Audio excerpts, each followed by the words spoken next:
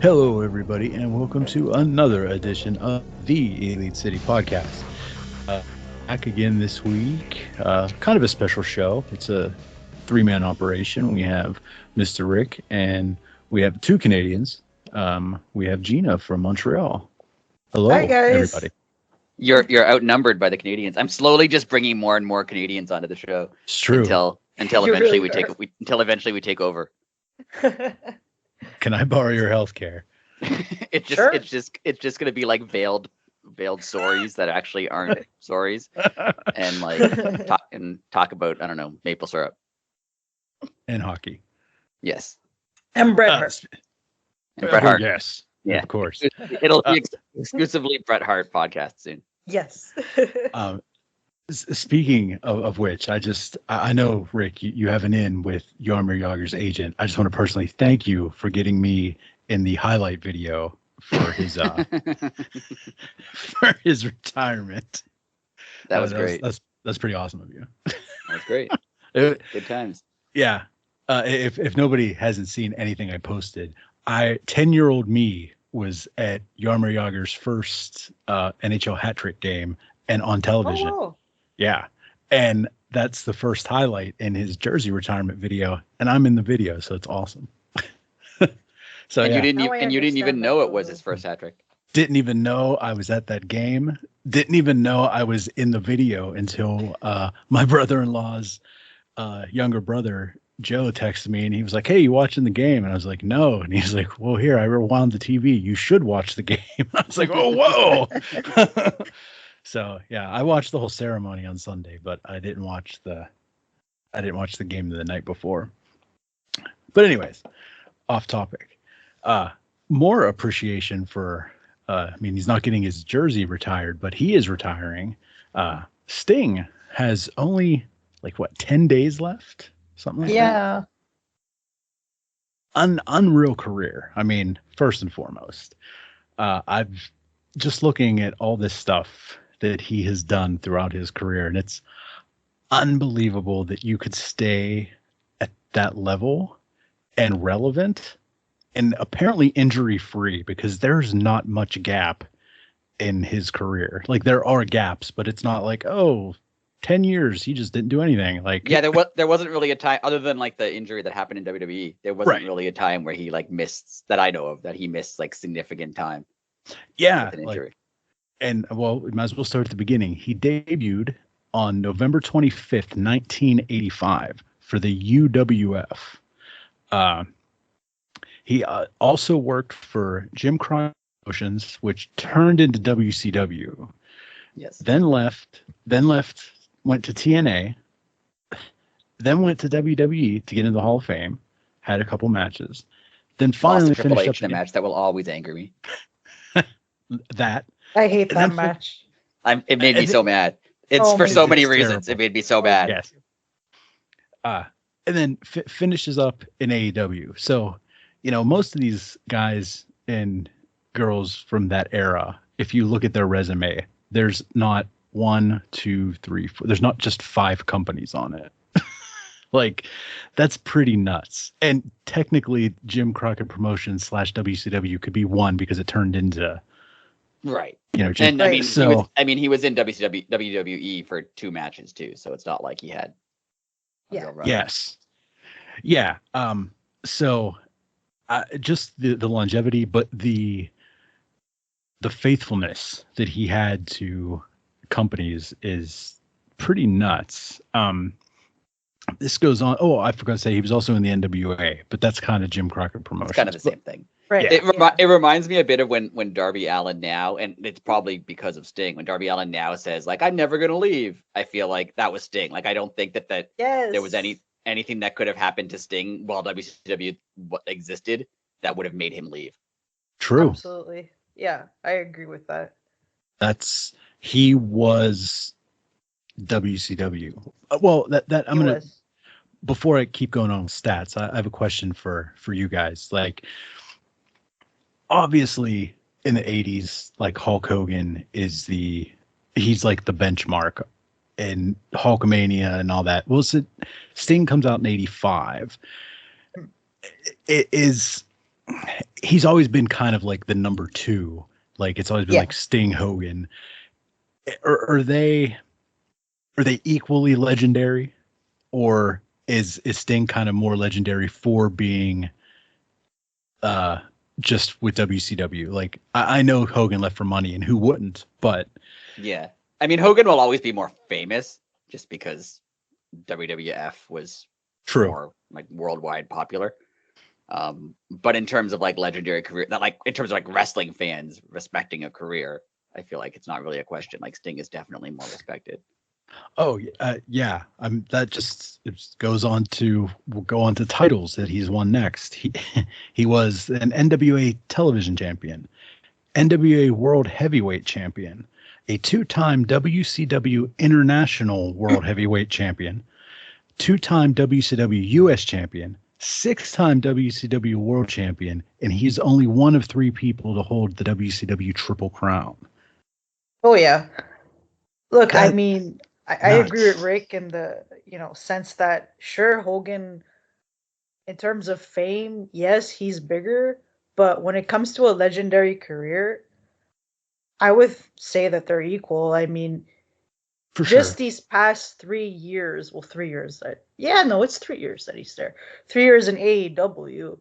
Who else has wrestled like that in their 60s, or let alone wrestled at all in their 60s and killed it? Every match of his has been memorable. And I just can't think of another wrestler that's had this kind of like amazing ending to his career. And also, the way I see it, if his career would have ended in WWE, then no, I wouldn't say that his career would have been as legendary as Hogan's, but because of AEW, it has reinforced that now. Good point. Yeah, I agree. AEW has done, I mean, he's obviously done his job in AEW, but they've done right by him so perfectly. Like this was the perfect last couple years of his career. And like AEW gave everyone that. And that was like, that's huge. Most companies wouldn't do that for somebody who's like, 60 years old. And technically it has nothing to do with AEW, right? Before he joined, he had no history here. It's not like Bret Hart coming back to WWE 10 years after he left. Like they could have just not ever had him. And no one would have been, why aren't you talking about Sting? Like they could have just not done this. But they did because they respect him and they wanted him to have a real, ending to his career. So it's been really cool. It's just been really cool. Yeah. Very, very cool. And does this, Rick, we talked about it in the early days of the podcast. Does this lead to some sort of Hall of Fame for AEW? Like perfect time to. Yeah, I would assume so. I mean, that's how. I think, correct me if I'm wrong, if anyone knows, but I think that's how TNA started their Hall of Fame was. It was inducting Sting. So yeah, it fits perfectly, especially if he's retiring. It's always better to induct someone into a Hall of Fame when they're actually retired. When they're an active wrestler. Yeah, I mean, for sure, if that's something that they want to do, then he'd be the perfect person to start with. I mean, his career is revered, and also he's never lost a match in AEW. He's the only wrestler that's never lost, which is incredible. They've protected him so much. I just feel like if they were to do something like that, who else would you start off with? He's perfect in every possible way. True. And only Sting could come back at what, 64? Like he came back at what, 61? Only Sting could come wrestle at 61 years old, have matches like this, go undefeated, and like everyone's happy for him. If anyone else did that, if anyone else came back in their 60s and was like, I want to wrestle matches and just win all the time, people would be like, what are you doing? Why are you doing this? But when it's Sting, we're all like, this is great. Keep doing it. That's like just the respect everyone has. And it's because he didn't get it on his first send off. Like, the whole point in him signing WWE was go there, have a few matches, go into the Hall of Fame, retire. Not the debacle that they had. Like, here, we'll pretend you don't exist. Well, And I mean, oh, go sorry, ahead. go ahead, Rick. No, go ahead. Well, I was just going to say also when they brought Sting in, to me, his match at Mania against Triple H, it felt like a burial. It felt like they were mocking his career, and as a It did. huge Sting fan, that really upset me. Oh, it definitely So was. I think they did it on yeah, they definitely did it on purpose, like to yeah, mock him. I it was I just such fully agree. yeah, it was just So such an unneeded. awful thing to do because yeah, then you see him in AEW and you're keeping your fingers crossed that everything goes well and that they do right by him, because no one's ever said a bad thing about Sting. I mean, he actually seems like a pretty decent person and he's had this amazing career and he's helped out Darby so much. He's done all these wonderful things. So it would have been a huge tragedy if his career would have ended in WWE. Like oh man, I'm just so happy that that didn't happen. I'll Yeah, agree. I agree agreed. that. And what I was Go thinking ahead. about when we were talking about, oh, he came back and he was undefeated and like everyone loves him. He's never been, as far as I could tell, like a selfish wrestler. He's never been a guy who insists on Yeah. going over people or putting Right. himself in front. He's never been that. He's always been the Well, guy who will do the job. We'll put someone else over. We'll let someone else go on last. And so you're not like if Hulk Hogan came back at 65 and wanted oh to be in main gosh. events, he would be like, "What are you doing?" Whereas if Sting does it, everyone's like, "Yeah, you earned this right because you had 40 years of not doing that."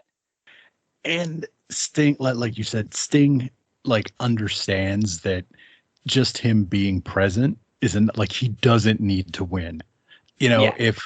If next Wednesday they had me in a match against Sting, like the following Thursday, people would talk about me. Yeah. Like, like just because like, oh my God, why'd that guy wrestle Sting? Like he must be something. Yeah. It's Yeah. he's very selfless. And he's selfless to a fault. I remember I saw an interview Yeah. with Scott Hall once talking about Starrcade '97, another horrible debacle. Oh Yeah, well, that gosh. was a bad one too. When and Scott Hall was talking, but he was friends with Hogan, but he was also friends with Sting, and he was talking, going like Sting went into that thinking that Hogan was going to do the job for him, and he goes, he should have known that was not going to happen because it's Hulk Hogan.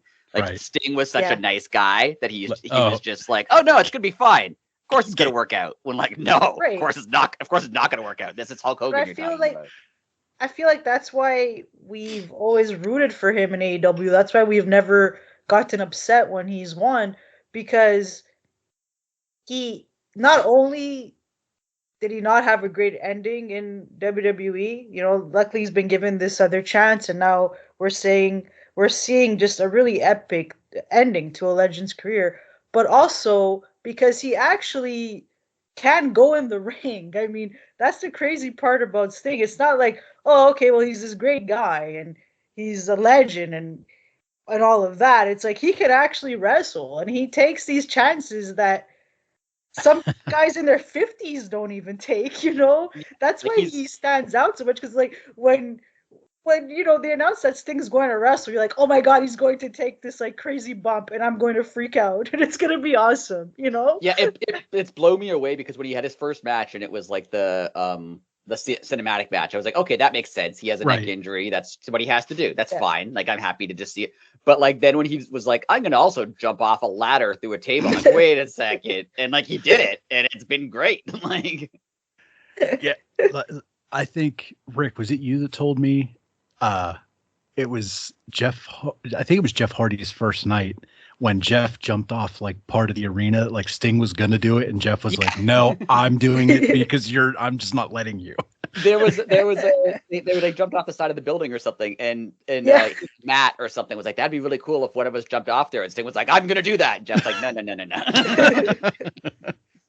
Oh, what a And I think the rumor was Sting told him, well, if you don't do it, I'm doing it. So, That's so Sting though. That's why it's so perfect. he's so awesome. Well, It is. Like I was never a big WCW guy. I don't know about you, Gina, but like in Canada, we didn't get much WCW, at least for when I was growing up. We got Nitro, but it wasn't like on the same day. It wasn't like in the US where like Nitro and Raw were on the same day at the same time and you could flip back and forth. Like Nitro had a worse time slot, Yeah. at least for me. we would catch it later on in the week, but I did like WCW, and actually Sting was my favorite. So it was really awesome watching him as a kid. I love the whole, when he started the whole crow thing, and he Oh, that was fun. stopped talking, and he had his feud with Hulk Hogan and all of that. It was just so good. I just remember thinking, how cool is this guy? Like just coming down from the rafters. He just really stood out. So yeah, I would say when I was a kid, my favorite wrestlers were Bret Hart in WWF and Sting in WCW for sure. Nice. I think him the Crow Sting was when I first started really, like, I knew who he was. Yeah. But the Crow Sting was when I first started paying like a lot of attention to him. Like I didn't really watch WCW, but like I knew Sting, and I thought he was cool. Like I thought the whole act with the baseball bat and coming down from the rafters, and the time when he like cleared out the whole NWO by himself, Yes. like that was incredible. Like he That was awesome. cool, and it worked. Really Again, for some reason it worked. If any other time you were like one guy is gonna take out 30 people, you would think it's stupid. But like when Sting did it, it makes sense and it works and it's cool and you're happy. There's just something about Sting. Yeah, I was just gonna say don't that. know. Yeah, and you can't. I don't know if he's just a really cool guy who comes across as nice, and you're just like, I can't help but root for him. Like I just don't know what it is about him, but I've always felt drawn to Sting. Well, there's reason. There's still a few more stats here, and all this makes so much sense when you can only say good things about a person. So, he was also a TNA Tag Champion with Kurt Angle. He went into the TNA Hall of Fame in 2012. He was a 4-time TNA World Champion. He went into the WWE Hall of Fame in 2016. That's his only stat via WWE, which I think is hilarious. He was ranked number 1 from PWI in 92, and then in 2024, AEW Tag Team Champion with Darby Allin. There are not many careers that span that amount of time that are still going on where the person isn't a joke, if that makes any sense. Oh, absolutely. Speaking of Ric Flair. I was just going to mention. Go ahead, Rick. I don't want him around. Neither do I. Like I was happy when he wasn't on TV for a while, and then last week he was like, "I haven't been used enough," and I'm just like, "Why? No one wants this. Like, just let Sting retire, and don't make it about Ric Flair. We don't need to see Ric Flair. We just need to see Sting retire. Like, Ric Flair can be in the crowd somewhere, right? And that's the extent of his involvement in this." Yeah, like from what I was reading today, apparently, like a lot of like invitations have been sent out, and I would have had no problem with Flair being a VIP that night, and like you said last week, Rick, put him in the front 2 rows if there's 20 guys or whatever, put him in a skybox or something. Again, no problem if that's what like the Flair deal would have been. But this whole thing, like when he showed up, first off, it took him 25 minutes to get out of an SUV. That was painful. It was painful. Yeah. Like, I mean, he obviously can't walk properly. Yeah, he's one guy where you're just like, just stop. Like, yeah. Even without any of the allegations or stories about him, like even without any of that, you're just like, stop wrestling, stop. That's what I was doing going things. to say. It's not even about him as a person. It's the fact that he's hard to watch. Like he can't walk properly. It's gotten to that point, so it's like, why am I watching this person who should clearly be at home or something? If they want to use them, you're right. If they want to use them to sit in the crowd, or if they want to have them like do, a talking head interview when they're talking about like the legacy of something or whatever, fine. But that's all they should be using them for. You shouldn't be like on live TV at any point. That was the other thing. Like I was terrified he was going to say something to Renee that was like just Ric Flair inappropriate. Like I feel like they were hopefully smart. It was backstage. I feel like they were hopefully smart enough to pre-tape that, even if they pre-taped it like during a commercial break, and then aired it like 2 minutes later, just in case, because you can't give them a live microphone to talk to. No, you can't. No. Well, let's talk more about Sting. Let's talk less about Ric Flair. Yeah. Yes, more about Sting. Question for you guys. When he debuted, I had no idea personally. I don't know, if it leaked on the internet, or did you guys have any idea that he was going to be at I didn't Winter's? know. No, I had no idea. I was really shocked when he came out. I jumped off the couch like When they me first too. of all, credit AEW for that theme, because it's obviously not his WCW Right. theme, but it feels so much like his WCW theme that when it does. started, like 10 seconds into it, I was like, Yes. "Is that Sting?" Like Yes. I had a feeling that it was, even though it wasn't his traditional song. They've done a great job, and at that point, I want to mention I don't know if either of you guys listened to it, but they released those like 4 Legacy Sting eras songs today. Yes, Oh, nice. They were so good. That. They're basically like knockoffs of his Yeah. old themes, right? They have like his like surfer theme. They have a crow theme. They have like a TNA theme, which I think might have been his TNA theme. I'm not sure. And then they have his current theme, and it's just That's cool. awesome. Yeah, I want to listen to them. Oh, it's really good. They've done right by him in every possible way. It's been great. They have. They really have. And no complaints. It makes me think: is that going to be a start of, are there going to be the guys that weren't WCW guys that are going to get, love via AEW and the respect and adulation that they deserve? Like, do you think Sting's the start of giving those guys what they? I mean, Sting is obviously shows the difference between how they treated Sting, shows the difference between how AEW treats people and how WWE treats people. Right. Yeah. Just in general, like I said, like we all said, they didn't have to do any of this for him. True. But they wanted to because they respect him. Just like even the stuff they did with like Ricky Steamboat recently, when he had like those little segments. Mm-hmm. Like they treated him as like with respect, as a legend, as he should be treated. Not like, I know Vince is gone, so maybe it's different now. But like WWE would bring people back basically just to humiliate them. And yeah, AEW knows you don't have to do that. So it's been hopefully it's the start of some guys who haven't gotten the respect they deserve finally getting the respect they deserve. Well, are there any names that you can think of in particular? I mean, a lot of them are signed to WWE, as far as I can tell, like the legendary WCW people. Well, see, that's I was thinking like not lower tier WCW, but like not the Hogans and Macho Mans and NWOs, like the Scott Nortons, the big boss men of the world. I would like to see I know Big Boss Man's passed away, but like if AEW would give those guys the, maybe their families don't want it, or I mean, they have done a couple things, like when they've gone to certain cities, like they had the Von Erichs when they were in Texas, and they had, I think, the Rock and Roll Express one time. I forget where they were. Did. They've done like off-camera celebrations for like Memphis wrestling legends and stuff. So they have. I mean, they've tried, but a lot of people have either passed away or they're under contract to WWE. So there's only so much you can do.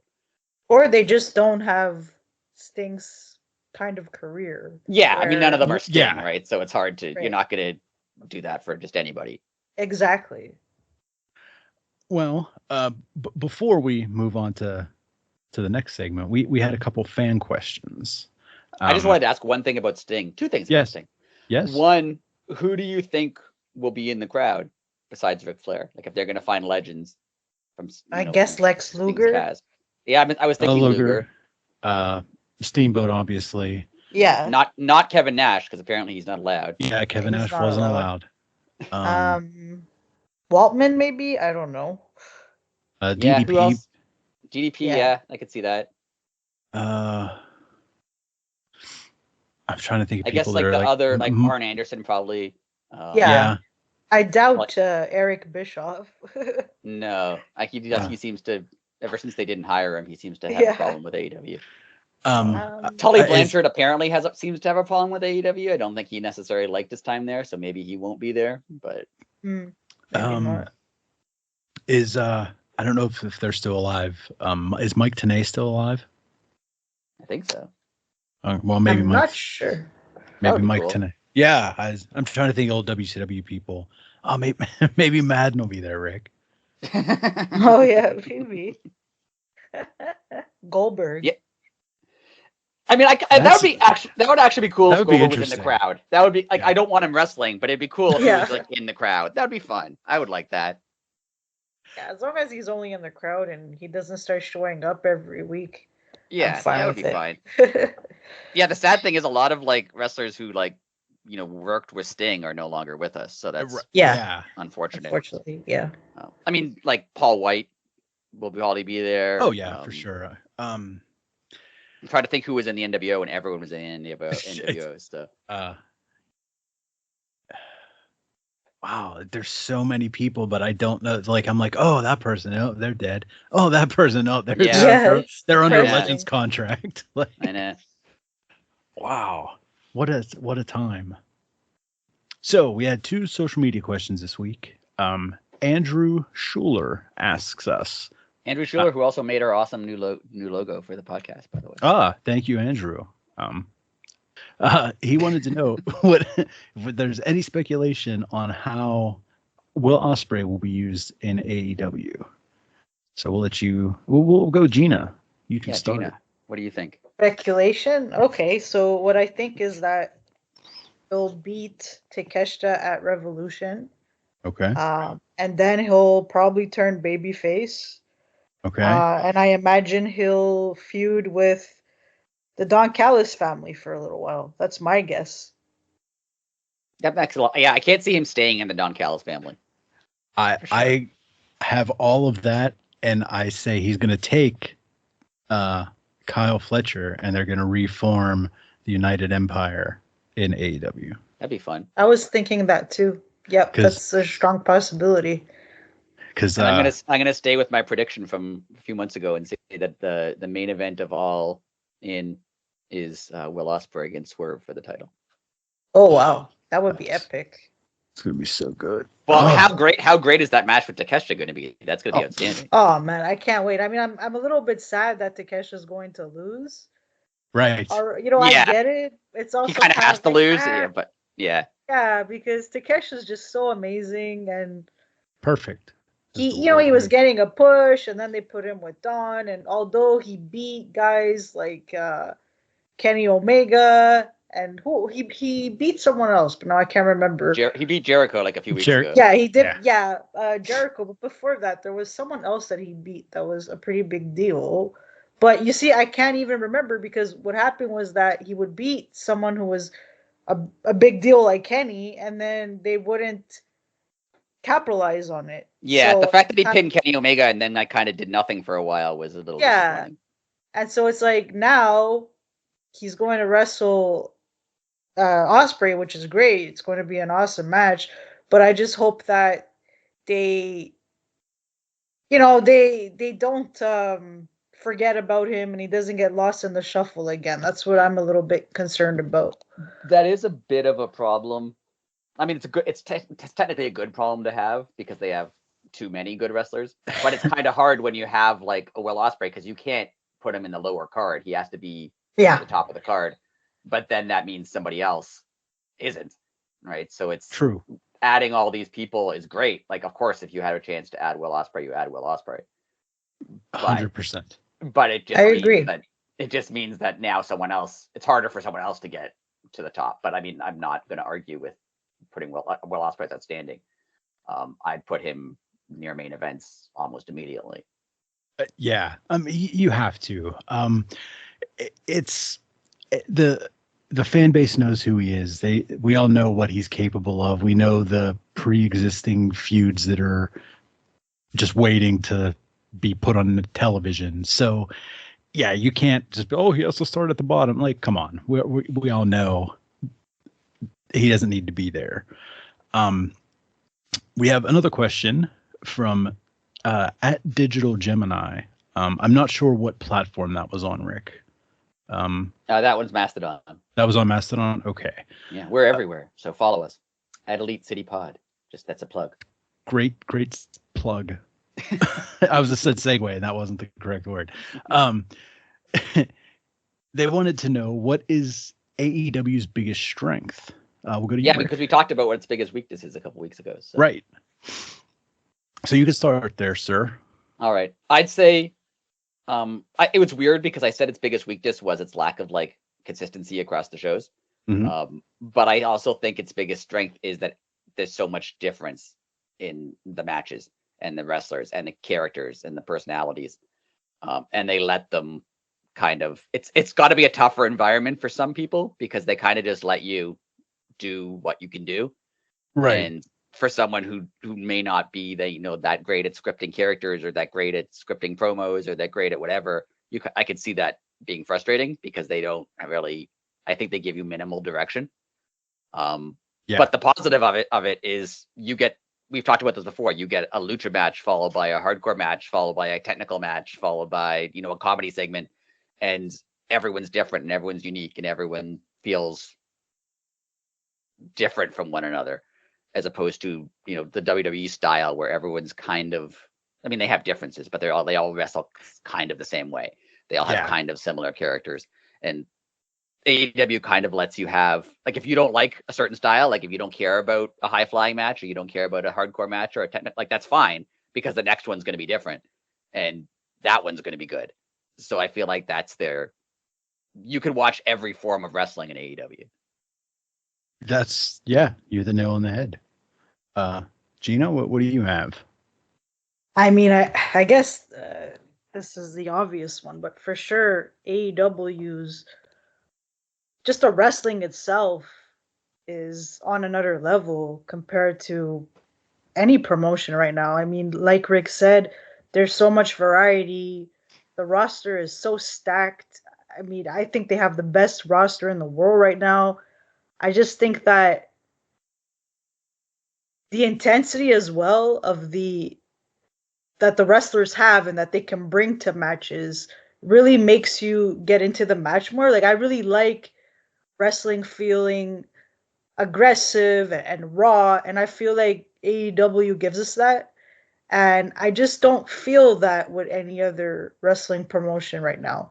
There's just this level of intensity. I like that they can hit hard. I like that you know you see blood sometimes. I like that. I like that. If it just feels like it feels more serious, which is what I like in professional wrestling. I don't like too much of the soap opera stuff in wrestling because I'm such a big fan of Japanese wrestling. I'm I'm more wrestling focused over promos and segments. I mean, I like that kind of stuff, but I don't like when there's too much of it. So I just like that AEW. Yeah, they can have a week where the promos aren't that good or the segments aren't that great, but as long as the wrestling is good and you're like usually guaranteed to enjoy at least two matches on the show. Yes. You know what I mean? It's like as Uh-huh. long as there's a guarantee that you're going to enjoy the wrestling, for me that's enough, and I just feel like they are the best at doing that. That's a great take. I agree 100%. I'm going to kind of piggyback off you. I was just going to say the talent in AEW is heads and tails above everybody. And they right now, I kind of put a little bonus on that question here. Their women's division is on the precipice of something great. Mm-hmm. And I really, really hope that, a year from now, their biggest strength is their women's division, because the way it looks on paper right now, it looks like it could be the place to be for women's wrestling. So I'll just say if it's a year from now and we're still talking about how there's one women's match on Dynamite, they did something they did something horribly wrong. Yes. Even yesterday, like this week's Dynamite, they had two women's matches, but they were back to back and one was short. It was kind of one match. Like the time frame of one match. Mm-hmm. So you're right. They're on the precipice of having an outstanding women's division, and they just giving them, 10 minutes a night or 15 minutes a night is not enough. Right. But at the same time, I mean, we've been getting two matches on Collision regularly. It's definitely been getting better. It's definitely been getting better. Yeah. And I think that's a really good sign. And I mean, even last week when I was watching Rampage, there were 4 women's segments and there was a women's match. And that's a 1-hour show. I mean, especially with Mercedes coming in, this is just the beginning. We're getting more, and I mean, like I said before, um, Mercedes. I mean, if the woman don't get a lot of time, she will walk away. So Yeah. you Right. can't take that kind of risk I feel anymore. like at this point they're starting to recognize what they have. They're starting to Yeah. realize that like Yeah. they have such a great roster of women that they have to use them. And you're right, Mercedes isn't going to take that. They're not bringing her in to like be on once every 5 shows. They're clearly bringing her in to spearhead something. So yeah, I think it's gonna be great. I totally agree. And when you were both of you were talking about the roster, yes, 100%. I was thinking when you were talking, they could draw names out of a hat and put it on Yeah. Dynamite, and like it would be good. You could just randomly pick people. Like the whole show could just be randomly chosen matches, which the internet will tell you is the case, even though it's not. Yes. And they would be great. You could have any of them face any of them, and it would be great because they have such a high level of talent. It's outstanding. Well, Yes. Speaking of high levels of talent, Rick, we're going to segue right in to the Sting and Darby promo. In my opinion, this was the best promo Darby Allin has ever given in AEW. Mhm. I'd say it might even be the best promo Sting's ever given. Like they were both great. I agree. And yeah, I mean, obviously it drew from personal tragedy, Yeah. but it was outstanding, and it made you care. I mean, Darby, like even having the photo of Sting with his kids and being like, those kids are about the same age as your kids now. Like it made you care. Like if you didn't care about the emotional aspect of this match, like now you care. Like it was. Oh great. yeah, there must be something wrong with you if you don't care. If you're not touched by that, I don't know what Yeah. kind of a person you were, because yeah, when Darby showed the picture, to the camera, basically, it was that was a deep moment. Like you just felt for Sting and his kids. So so well done. I also And- feel like that's going to be their loophole where WWE won't let them show footage of Sting, but they're like, oh, we have a bunch of photos of Sting that we're allowed to show. So I Yeah, feel that's like what they can get around it. Literally just going to say that. Looks like they're going to use a bunch of candid, like, backstage photos, home movies to tell and like the Yeah. backstory. new versions of his old theme songs. Like they're Yeah. preparing to do something, even though they won't be able to use real footage, which is a shame. Yeah. But Totally a shame. See, in a situation like that, that's where WWE needs to like just get over itself. Seriously. yeah, I'm telling you, they should. I'm not that WWE would do it because I feel like my theory is Triple H hates AEW and won't help them, and I think He that's definitely probably does. but like Cody's probably gonna win the WWE title at WrestleMania unless he doesn't, which he might not. But yeah, if they want to have Dustin there, tell them you can have Dustin there, but we want to use some footage of Sting. Like just make a trade. I would do it. Why wouldn't you? Yeah. Yeah, I mean, 100%. Like I'm not saying like release him from his contract or anything, but if you want him to be at the show to like celebrate with his family, yeah, that's fine. And Agreed, the but thing is, man, I think if WWE asked, AEW would probably just let them do that. I I don't even know. agree, but man, Triple H is so petty. He is. Yeah. He is. The sad part is I don't even know if WWE, excuse me, would even ask. Like, I think Tony Khan would just be like, no, Dustin, you need to be there for your brother, dude. Yeah, I mean they had Amanda and Brody Lee's kids there for Cody last year, and that was perfectly fine, and no one was upset about that. So yeah, it's Triple H is like he's not the level of insane petty that Vince McMahon is, but like being not as bad as Vince McMahon isn't hard. Yeah, I was just gonna say you just have to breathe and be alive. You have to like have some humanity to you. And you're better than Vince McMahon. But Triple H is not like the savior of wrestling that people claim he is. He's a company guy who would squash every other company if he could, and wants to. He's not like the guy's still upset that Dynamite beat NXT. I mean, come on, get over it already. Yeah, I think the internet has this idea of like he just cares about good wrestling. No, he doesn't. No. He had a whole plan before the pandemic to open NXTs across the world and run every other company out of business. Right. And it didn't work. and now he's extra vindictive about it. Exactly that. I agree. That's why I don't agree that he's this like really nice guy and he just loves wrestling so much. No, he wants to take over the wrestling industry. 100%. In that regard, he is just like Vince McMahon. Yes, So, I agree. yeah, I don't understand why anyone says otherwise. It's very obvious. And so, yeah, he will never do any favors for AEW. I don't see that happening. No, I agree. There's Totally no agree. chance. I like that it's kind of a Sting tribute episode. We managed to make, bash Triple H and Vince McMahon, which I think he would appreciate. I think so Totally. too. He'd be proud of us. Yes. The sad part is you can't tell his story without bashing them because I know. they screwed him. And a huge part of his story was not up until he did, and he wasn't there long, and he was right not to. A huge part of his story was not going to WWE. Like Right. he wrestled in every other company other than WWE until Except WWE was WWE. until they were the only company left, and he was like, "All right, fine." Oh, But until then, he wrestled everywhere. Yeah. He wrestled for like the World Wrestling All Stars company. Like he had Yeah. matches. He wrestled for anyone but them. So I remember fans online saying, "Why doesn't he go to WWE? Why doesn't he go to WWE?" And this was after WCW went out of business and TNA existed, and Sting was doing TNA instead of WWE. And like, I don't know, there were always fans online saying, "I don't understand this guy.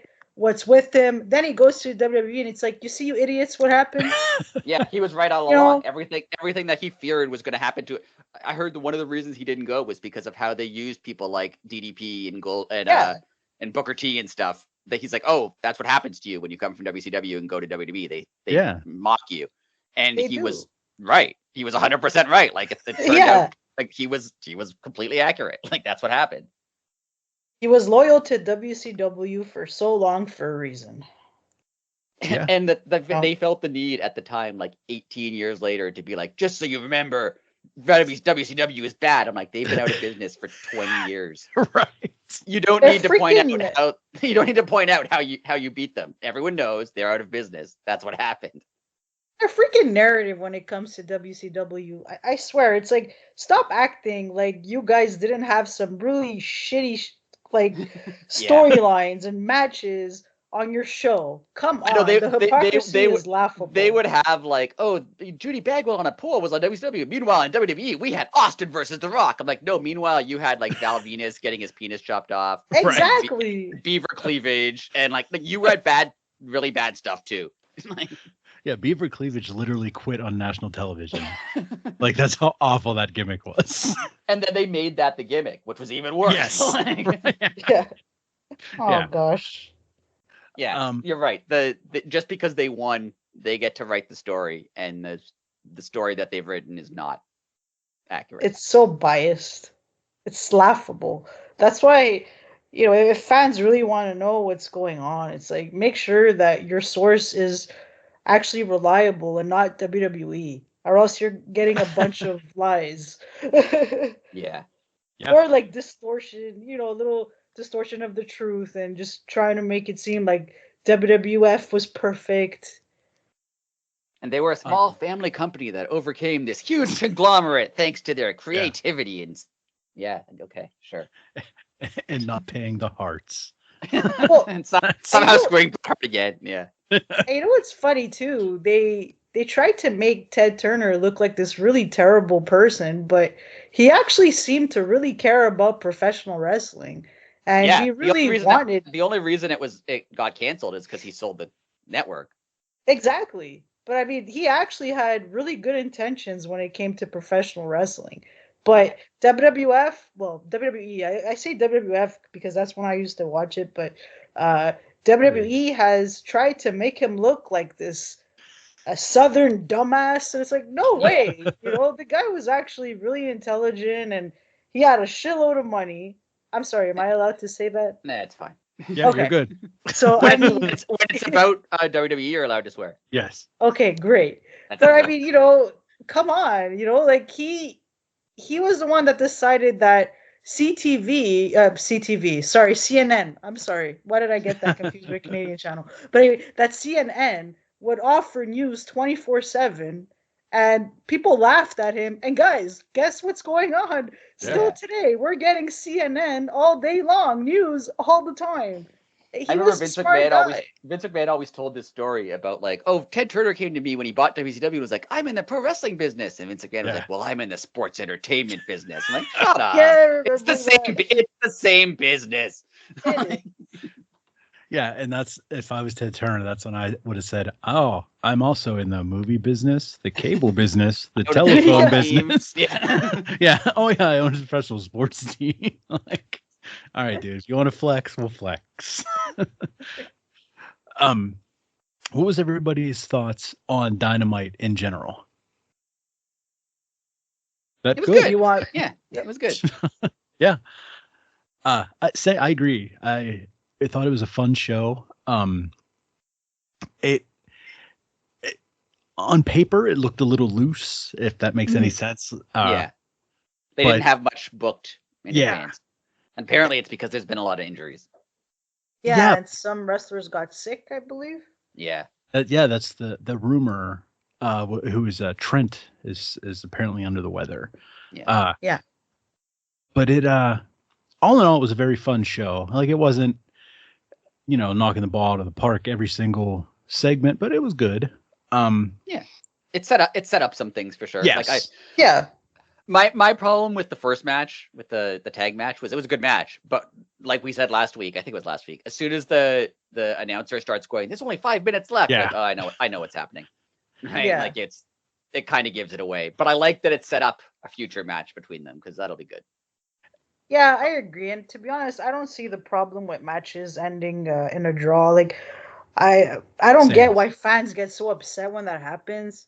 It's like, okay, you got this really amazing match. Can't you just be happy that you got this amazing match? Does it really matter that there wasn't a winner? Like, it's not like I it don't mind it. happens I don't all the mind it. time. If it happened like every show, sure. But it Exactly. doesn't. So yeah. But I mean, the minute it happens, you have these fans freaking out. It's like, okay, sit down, calm down. You just witnessed this really awesome match. What is the problem? And Yeah. it's like, AEW wants to be more sports based. And when you look at sports, some games, guess what? They end in a draw. It's Yeah. okay. I mean, didn't we just have a Super Bowl that went to overtime? Yeah. Yeah. Well, that was It's fake, not a though. big deal. Like, I also like that they're doing something with the BCC, because for a while they weren't. Like, I love John Moxley, but for like a year he's been kind of just there, Yeah. and I want him to do something. So I like that he's in an actual feud now, as opposed to just having random matches with people. Yeah, I agree. How awesome was the match ended, and then we come back from commercial, and it was instant interview segment. Like, that had such a back in the day vibe to it. Yeah. That made me happy. It needed like a chain link fence and like a oil drum in the background. Yeah. I loved it. It was so awesome. It was good. The international title match between Mike Bennett and Orange Cassidy. Solid match. I just want you guys' opinion. Orange Cassidy has become the workhorse of AEW. Is the title his, as long as he wants to keep it at this point? Well, I love Orange Cassidy. I really do. And I think he's been great. I mean, he's been wrestling so much and he's been an awesome champion. But I do think it is time for him to lose the belt. I do think that, why not end things when we're not sick of him yet? True. And I also think that I'm ready for them to do something about the Undisputed Kingdom. And this, I like Roderick Strong, and obviously Adam Cole is great, but considering that Adam Cole is still injured, I just don't really find seeing them all the time is really working for me. So I don't know. I mean, luckily Revolution is next week. But I just think that without, Adam Cole, I know he's there sometimes in his wheelchair and stuff like that. I don't know. I feel like there's something missing. So I'm ready to move on. I think they had a plan for the Undisputed Kingdom. Yeah. And it involved Adam Cole being healthy. And because he's not, they're kind of just they're like the BCC was, or what? They're kind of just there. Like, they're there all the time. But like, they're not really involved in anything. They kind of just show up and like I know they've had a feud with Orange Cassidy, but they're kind of just they've been a little underwhelming, and not the individual wrestlers or their personalities, but like the group as a whole has been a little underwhelming. And I agree with about Orange Cassidy too. Like I'm not feeling this reign nearly as much as I was the first reign. I know they're trying to make it kind of the same. Like, oh, he's the workhorse who goes, but they already did that, and it meant a lot more the first time they did it. And now it's like he's having great matches. I like Orange Cassidy, but like I agree with Gina. I think it's time for him to drop it and do something else. I also agree. And this, I'm going to go back to what we talked about earlier. Would this be a good starting point for Ospreay? That's hard because I mean Orange Cassidy has elevated that belt, but it still kind of seems like it's below Ospreay. If that makes sense. No, I understand that. It's just an interesting conundrum that they have. Man, I'm using all kind of words. And it's a little strange what they do with Orange after he loses. If he loses, what do they do with him? Yeah, like does he go? AEW has had that problem a little bit. Like once someone loses the title, what do they do? Yeah. It's a good problem to have, but it is becoming not annoying, but it's kind of like as soon as someone gets a title, you're kind of scared. Like, oh no, how's this going to end? Yeah, because a lot of people once they've dropped their belts, like Wardlow, who we'll talk about later, or like Hangman Page, even like he dropped the belt and then was just like until this feud was Swerve, he was kind of just there. Moxley dropped the belt and then was kind of just there. Yeah, right. Like they don't really have follow-ups to a lot of these things. Well, you were talking about injuries earlier. We learned that Adam Copeland has some sort of injury. Unless I missed it, did they mention it during the show? What it was? I don't think they said what it was. Okay. Yeah. Okay. No. And I'm did? not even 100% sure if he's actually injured. Like part of me thinks it's part of the storyline, but it has been confirmed he's definitely injured. Then we're gonna get there. I also think I'm only thinking he might really be injured because Tony Khan had that tweet about how like there's been a lot of injuries, but again, this could all be storyline. I have no idea. I just know he better be back for Toronto. Oh, guaranteed. I'm gonna be very upset. Guaranteed. The Garcia Christian Cage segment / promo, whatever you want to call it, was monumental. It was great. Oh my gosh. He's so good. So freaking good. You know what you had mentioned earlier, if AEW will continue to give legends a really epic ending to their career. And you mentioned Christian Cage.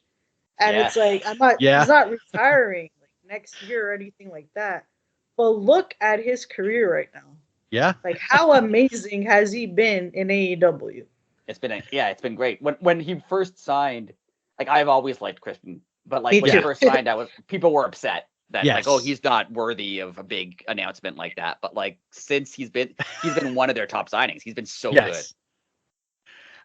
Just the moment of him and Adam Copeland hugging and the "go F yourself" moment was that was the most historical moment. Like people have been waiting for them to go back together for the longest time, and then that happened. Yeah. So good. I still want to know: is this dead dad gimmick? Like, was this planned to be a long running gimmick, or was it just he was just going to say that when he was feuding with Jack Perry, and then it caught on, and now he's like, who else is dead? Right.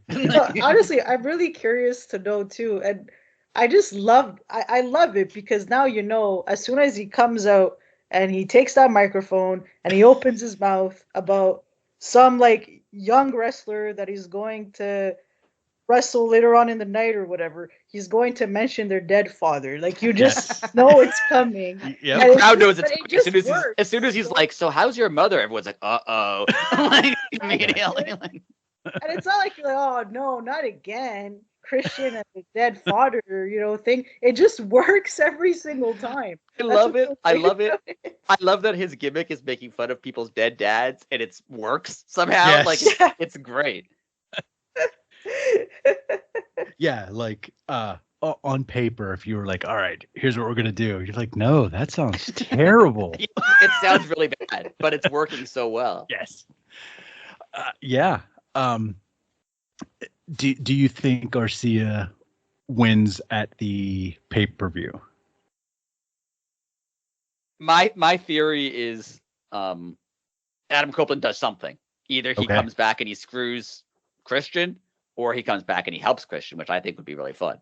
I think he's going to help Christian, and they're going to be heels. Because then in like 2 weeks, really like and in 2 weeks they're in Toronto, so that's gotta happen. I would really like that, actually. You know what? At first, I thought that Garcia would beat Christian because Adam would come out and help Garcia win. But now that you mention Adam Copeland, showing up at Revolution and helping Christian, that would be really cool. Yeah. But at the same time, Adam never beats Christian then. I mean, technically he did at World's End, but then Kill Switch came out and he gave his title shot to Christian. So do you end that feud like that though, where where Adam Copeland doesn't really get the upper hand on? I do think what Blasco said a few weeks ago, I think this is kind of Adam Copeland's way of being like, I've been pushed more than you the whole time. Mm-hmm. And this is kind of his way of being like, okay, now you get to get one up on me because our whole career has been me getting one up on you. And maybe this is him paying him back for that. I'm going to stand by that.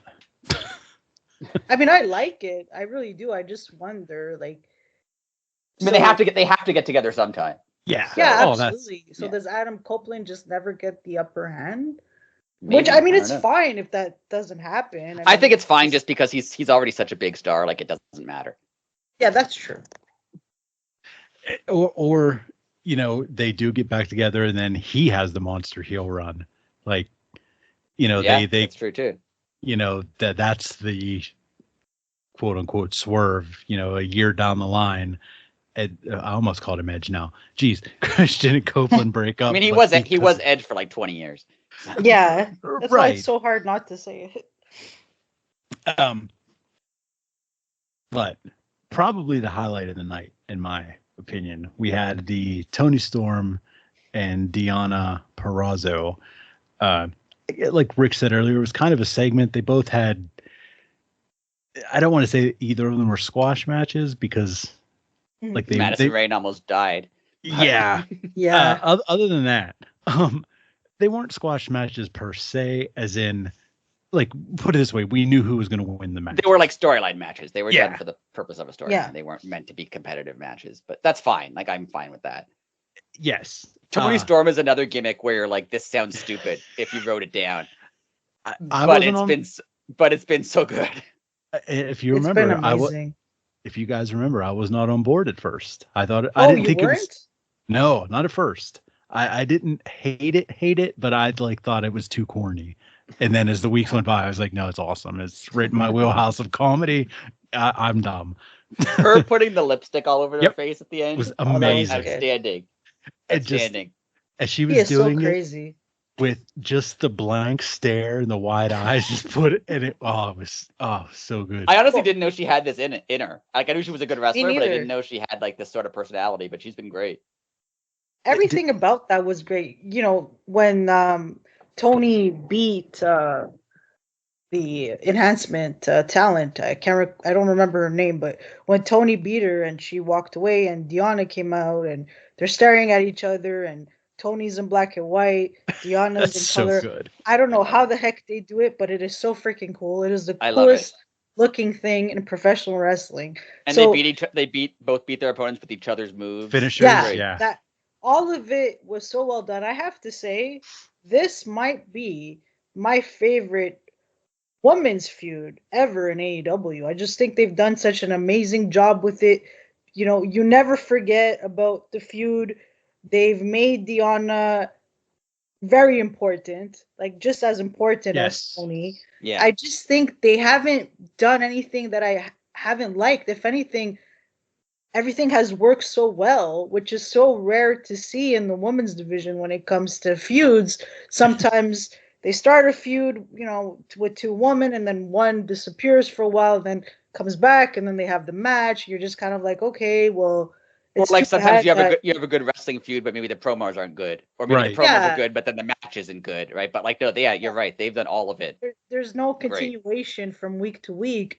Whereas with Tony and Deanna, there's been this consistency that I've really, really liked, and all of their segments together have been really good. And like you said, I like the fact that they use each other's finishers on their opponents. It's just works so well. I don't know who's helping Tony out with these ideas, but I'm really loving it. And yeah, Tony putting the lipstick all over, her mouth, so That's well great. done. She looks so crazy. It's just it's a perfect rivalry. It might actually be my favorite rivalry right now. Well, mind you, I also like Swerve Hangman a lot too, but Yeah.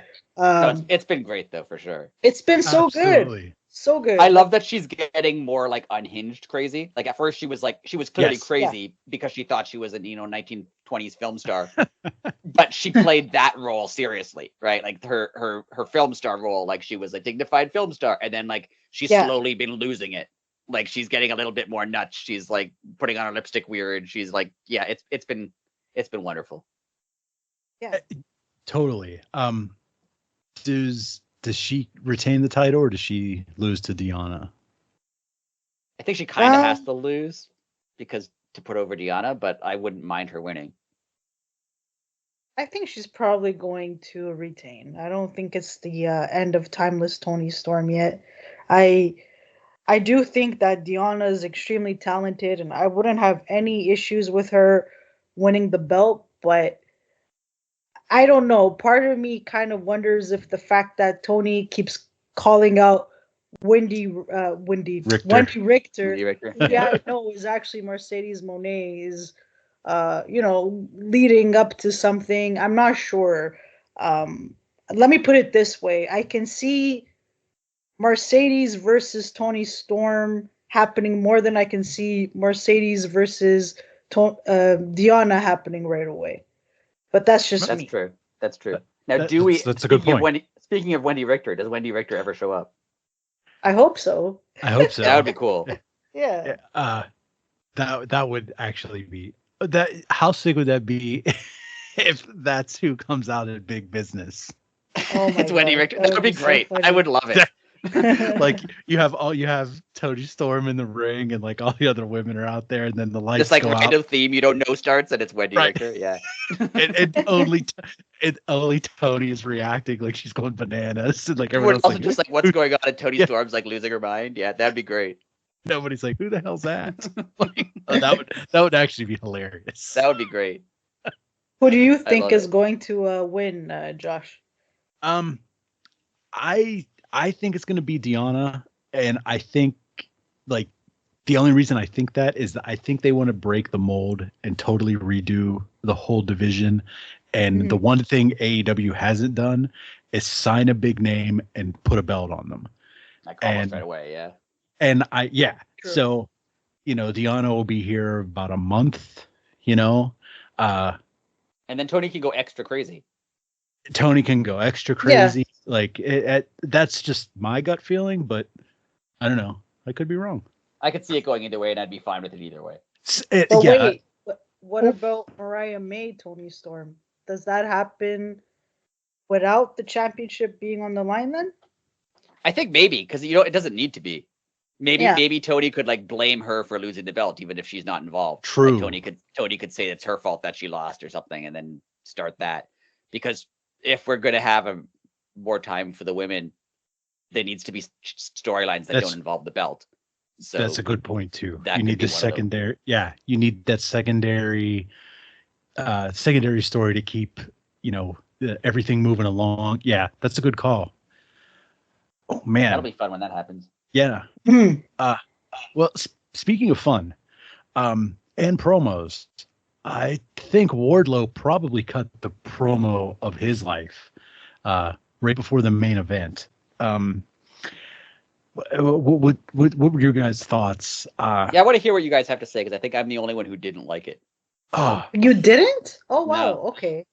Uh, Not only did go ahead, Gina, you can go first. oh, I was just going to say I loved it. I thought that what he said pretty much summed up how most of us feel about his Yeah. time in AEW. Gets a lot of momentum, things are looking good, then it all changes in the matter of a few weeks, and that kept happening. And I thought it was really neat that he addressed all of that. I just don't really know what he does next. Uh, Clearly, he wants the AEW championship, but I don't see him winning the belt this year. I think that the goal is to eventually put the title on Swerve. I don't know if that's definitely going to happen at Revolution. It might happen a little bit later, but where does Wardlow really fit in? I don't see him with that kind of goal this year. So I'm not entirely sure about the timing. That's the only thing I'm a little bit concerned about. I mean, the timing with Wardlow's always been weird, right? Like, That's when true. I remember when Punk got hurt and they had the interim title thing, and Wardlow was just like, "Well, I don't want to go after that title until it's the real title." Like, I get that they didn't want him to be in the world title scene at the time, so they had to give him something to do. But it's never been the right time, right? I think I agree with what he said in the sense that he's correct, that like he's had momentum and he was super over and it didn't go anywhere. I agree with all that. That's correct. I like the second half of his promo where he talked about how he beat all your big stars. He's beaten Samoa Joe before. He beat CM Punk. You know, he didn't necessarily beat them in matches, but he beat them up. Right. He beat MJF. Like, I like that part of it where he's like, I beat all these guys. I deserve a shot at the world title. Like, that part was good. The part I didn't like, and it felt very like 90s smarky to me, being like, oh, I'm being held down by who? Like, unless there's someone like, I get in the 90s, every wrestler came out and cut a promo of like, I'm being held down by the booking team or the powers that be or whoever, right? Yes. But like, that worked in WWE or even in WCW because those companies, like we've talked about this before, WWF is always the heel. WWE is always the heel company, right? They're the bad guys. The guys who are the stars are the ones who go up against the company. They're the Steve Austins. They're the Daniel Bryans. The guys who like get the Mick Foleys, who are not the company guy and they succeed. AEW has always been like, the company is the good guy, right? Everyone likes the company. Everyone likes Tony Khan. Everyone likes the company. Tony Khan technically is, yes, he's on TV. It's known that he's in charge, but he doesn't have like a real serious role. He's not like the evil boss or anything on TV. Yeah, he's not an authority figure on TV. He comes out once in a while and makes a match, but that's the extent of it. Right. So to me, it was weird that it was just like, I was super popular and it didn't work, but like he never said why it didn't work, because the reason it didn't work is because the booking was bad, but you can't say that. right? So what's the reason then? Like, doesn't that just make him look like a loser? Like, I was super popular and doing well and I never succeeded. Like, isn't that just like, you're a failure then? Like, it was weird to me for that reason. And I agree with you. And like, if like putting it in hockey terms, if before Alex Ovechkin won the Stanley Cup and the knock on him was always like, you can't win the Stanley Cup, right? Yeah. Or Connor McDavid today. If Connor McDavid came out today and was like, I've always won scoring titles and I've never won the Stanley Cup. That's because you haven't won the Stanley Cup. That's not anyone else's fault but yours, right? Like, so I don't know. It was weird. Yeah. Like I said, I agree with you. And the only thing that I look at different, next week, I want Miro to answer his challenge. And I want there to have like a 3 to 5 match series to give Wardlow like an actual opponent, but somebody with actual matches. Like, I want them to go and just beat each other up. I'm with you. I agree that like his booking has obviously been terrible. Yeah, and like they've dropped the ball on him a lot. Like they've like Gina's saying, like, I want him to do something. Like, what's he gonna do? Like is next week he's just not gonna be on the show again? Because then what's the point? Right? Like they've started him so many times. Yeah, he needs to do something. Yeah, it's like I said, give him a series, give him, let him lose. Like, he's had no adversity to overcome.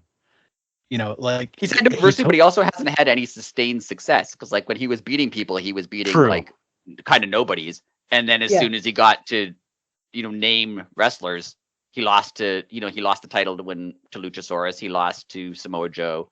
He lost to did he lose to Hobbs? He did, right?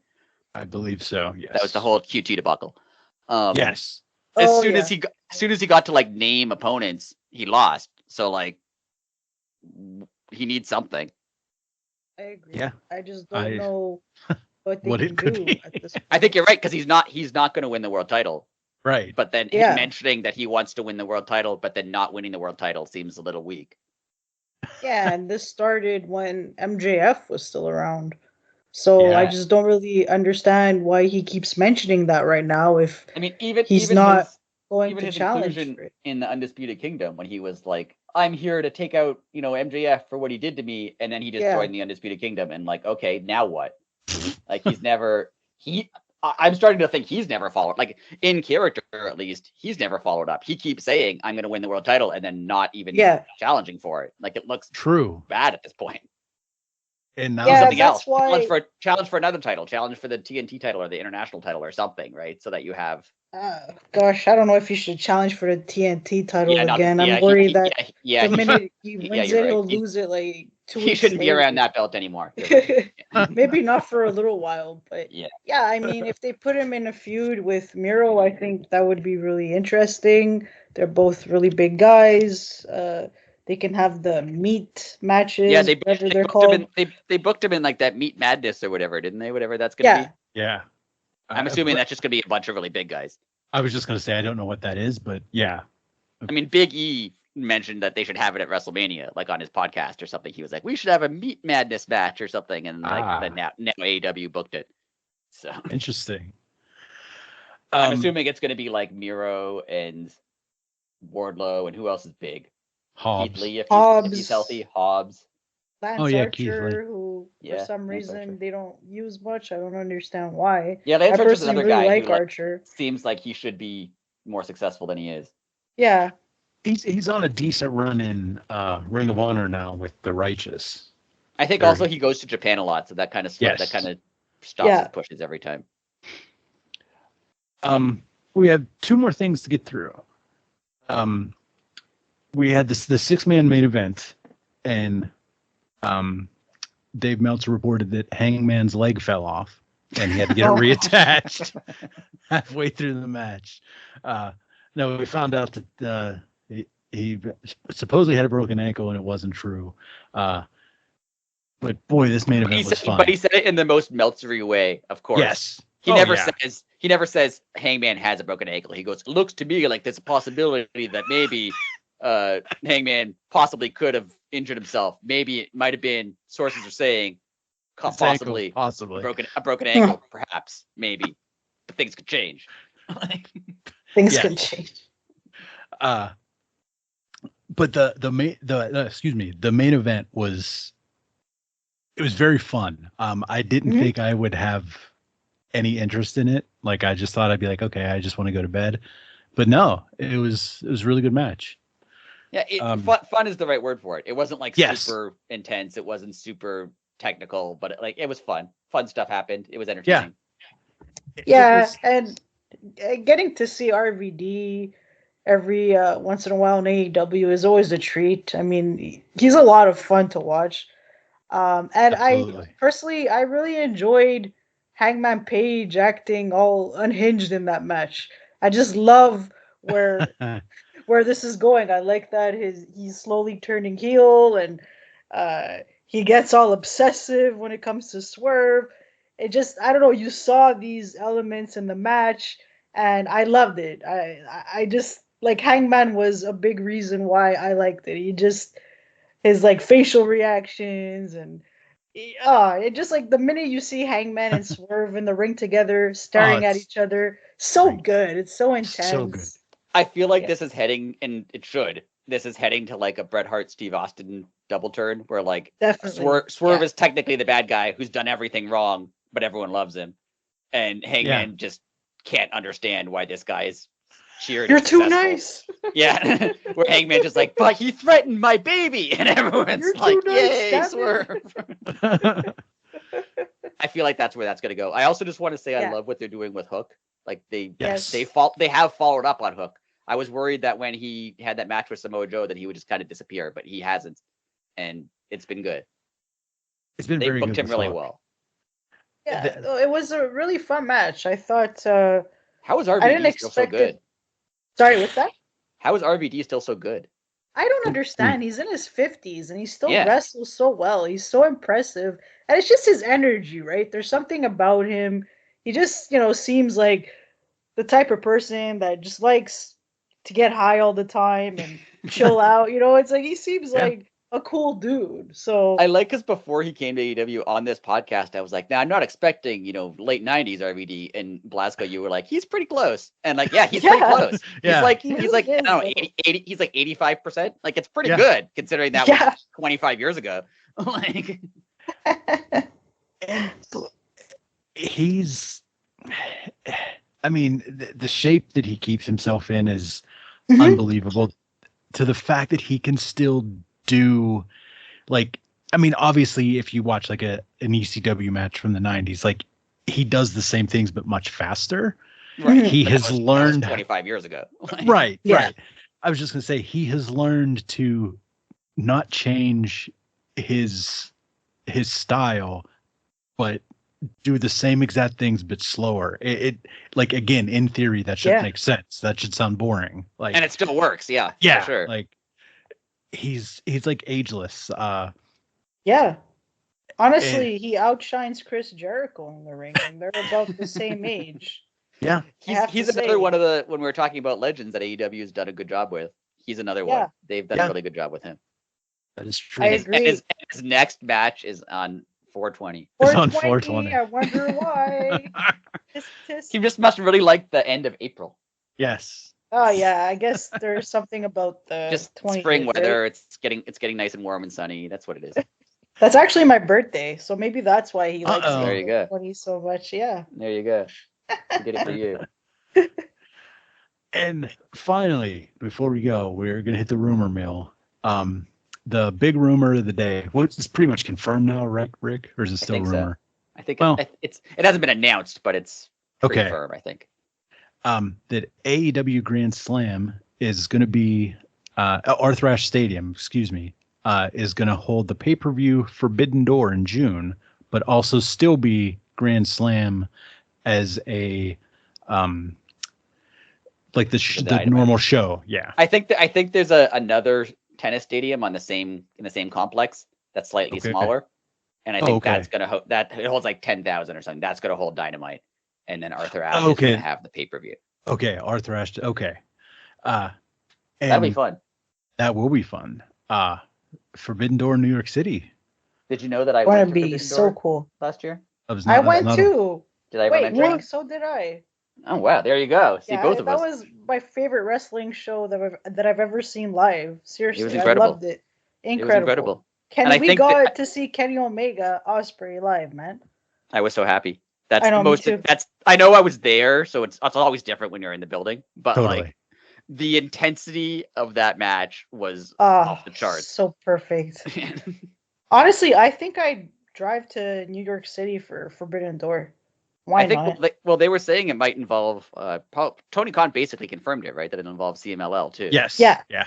I hope it involves the female talent as well, because Stephanie Vacar is really good. It would be really cool to see her wrestle one of the AEW girls. Yeah, that would be fun. I wish they would do that. That'd be good. It's what a time. Like, we're only going into March, but it's like we're talking about Forbidden Door already and All In, and that's not till August. Like, where's the time go? It just seems like 2024 is so structured so far. I don't know what it is. It's just working. Clearly, Tony realized that most of us don't want too much of the sports entertainment stuff in AEW, and I feel he's responded so well to basically, what the audience is telling you, which is, hey, we actually want this to be more sports based, and we want it to be similar to how it was back in 2021, and I feel like he's taken the steps to ensure that we get that, and so far it's working really well. I think the C2 went so well Yes. that Mhm. that kind of Yeah. pushed him in that direction of being like, oh yeah, that worked. Okay, we'll keep doing that because it went so well. Because And I think then that the sports entertainment stuff, I think if Adam Cole hadn't have got hurt, I think that angle would have been a million times better. I yeah, think it kind of dragged a little bit with the devil because he was hurt. But yeah, I think so too. yeah, But you're you right. know, This feels a lot more structured for sure. yeah, and you had mentioned the C2 tournament. Um, I mean, I feel like just watching that tournament, the storylines, the feuds, they spoke for themselves. That's what I It like. was the perfect example of like telling Yeah, a story through Yes. wrestling matches as it, opposed to through yeah, it like wasn't like promos or angles. WWE where you have this overly dramatic stuff going on and like these wrestlers think they're actors and they're cutting these like awful promos. We don't want that kind of stuff. It's like I like that it feels more I don't know, it feels more like wrestling. It's like, yeah, two Yes. people, they don't like each other, they're in each other's face, and that's it. I don't like when it's forced. And and when you're clearly like reading from a script. I hate that. So I'm glad that he changed things up. I saw someone on Reddit say, and I rarely give Reddit credit, but this was a actually good comment. I forget who it was or what they were even talking about. But when you think of good wrestling promos, outside of like the absolute best at cutting promos, the guy like The Rock or like CM Punk's promos or some of the the absolute best promo guys in wrestling. Mm-hmm. When you think of most of their promos, like Jake the Snake or Macho Man, who were like very good at promos, they Mhm. weren't in the ring with a mic talking for 15 minutes, right? They had like No. they had like Exactly. they had a 2 minute segment backstage with an interviewer, and they cut an outstanding promo. But that's what it was. It was like a 2 minute promo. Yes. And somewhere along the 90s, because of The Rock, probably we got into this habit of, oh, everyone has to come out and deliver a 15-minute promo in the Yeah. middle of the ring, when like very few people can do that and make it interesting for 15 minutes. They can do it for 5, but Well, that's exactly nothing it. needs to be that long. Yeah, Agree. there's only a certain number of wrestlers that can cut a promo. They're like most of them can't do it, and I feel like the Attitude Era started this trend. And it's like it was fine during the Attitude Era because it was a different time and it was more storyline based, and you wanted to see Austin and beat up his boss, and you wanted to see all this stuff. It's like fine, whatever. But times have changed, and the fact that that's kind of still the norm is so weird to me. Yeah. It's like you watch wrestling for the wrestling. I mean, yeah, of course, so like you said, a 2 minute promo and some kind of altercation is fine, but when they're talking for 20 minutes, it's just like why? I don't want to watch this. And I mean, when you think of the best Yeah. promos AEW has had in the last couple of years, Eddie Kingston promos, they're not like long monologues. They're him for 1 minute backstage, right? Like Tony True. Storm's best stuff has been those little bits where she Yeah. does a minute or two backstage. Um, a lot of this good stuff has been like, even we talked about the stuff with FTR and the BCC, that was like a 2 minute thing back. Like you can push storylines forward with shorter stuff, like shorter little promos. And Oh, absolutely. yeah, I'm not saying MJF shouldn't have 10 minutes with a mic because he can do it, but Right. a lot Yeah. of people can't, and they shouldn't try to make them, is what I'm getting at. Exactly. Yes. And they've kind of, AEW, I think, has realized that now, that like, oh, we can tell a good story in the ring and then follow it up with a 1 minute backstage promo, and that's just as good, if not better. It's I enough. totally agree. It's Yeah. enough. That's the perfect way to put it. It is enough. Yeah. Excuse me. On that note, does anybody have anything else before we wrap it up here? 3 more weeks until Mercedes Monet. Woo! It's gonna be fun. Yeah. It's gonna be great. AEW is getting into that part where it's like just big thing after big thing. Like there's Revolution, Yeah. then there's Big Business, then there's like the Canadian tour, then it's gonna be summer, and then there's Forbidden Door and All In and All Out, and it's getting to that time. So this is gonna be fun. It's gonna be. Oh, I cannot wait. It's gonna be great. Everybody, at Elite City Pod on all social media. Thank you we for pick- anyone who asked questions, because that's always Yeah. fun to have. Yes, Keep- thank you. Keep the questions coming. We had some new subs this week, so everybody welcome. If A you're lot of new, you really hate Vince McMahon, because that podcast Yeah. did pretty well. So nice job. yeah, at least we have people that have a backbone in the world. So anyways, thank you. It's been fun. We're gonna keep doing it as long as you keep listening. So we have a few things planned. We have the pay-per-view preview coming up, and then we'll do Yeah, our, next week we're going to try to have as many people on as we Yeah. can to talk about the pay-per-view, so that'll be fun. we'll do our picks and try to do everything in our power to have Biddy not win. Yeah, she has to lose that. We're going to bring extra people just to make sure one of them Yeah. one of them beats Biddy. Yeah, we're just gonna keep adding people. There's 911 people this week. Anyways, just thank you to everybody. It's been fun, and we'll see you next week. So until then, later.